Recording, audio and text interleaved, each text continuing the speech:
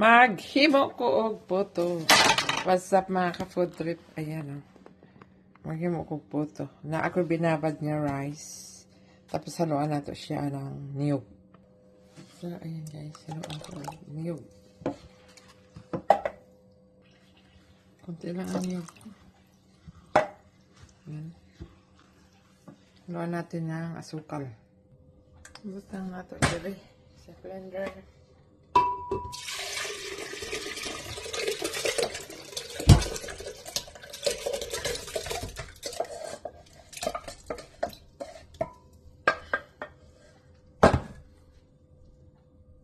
So, ayan.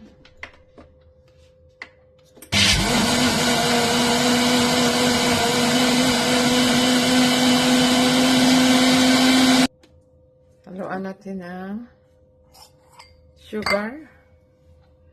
3/4 cup of sugar, brown sugar. And then 1 tablespoon baking powder. And 1 tablespoon yeast. Direkta na yan. And then vanilla. Haluin natin. At i-grind ulit hanggang sa ano siya.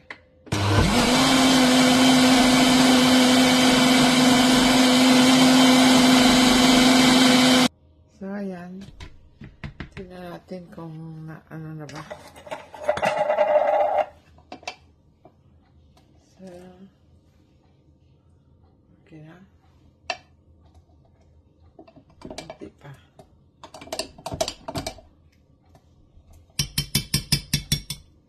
Kunti pang blender.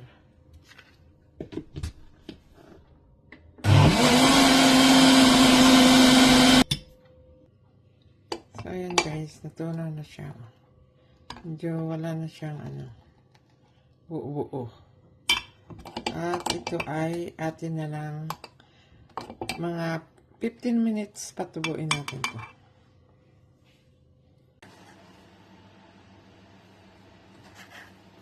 So, magandang tayo na margarine.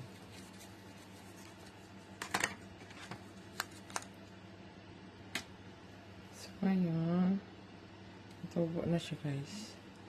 So, try natin dito. Yan.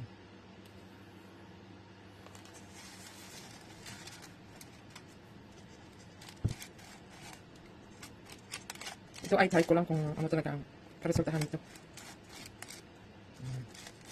Binabad ko yung rice kagabi. Tapos ayun, klinin ko siya. Kaya na natin. So, ayan guys, natakulo ako ng tubig. At ilagay natin ito dito. So, ayan. Bukan natin dyan. Oh, shit.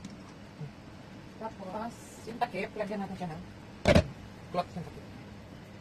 Ayan natin, parang hindi siya.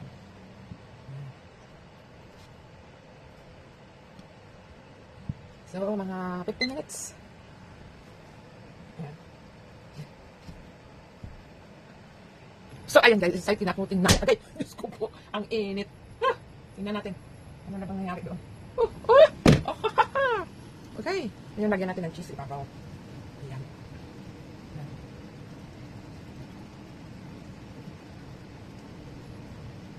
At, wait.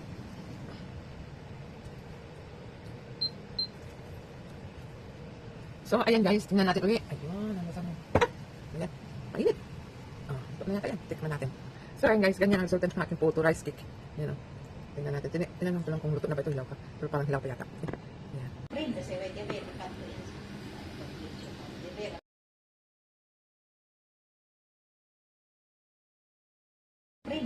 bene.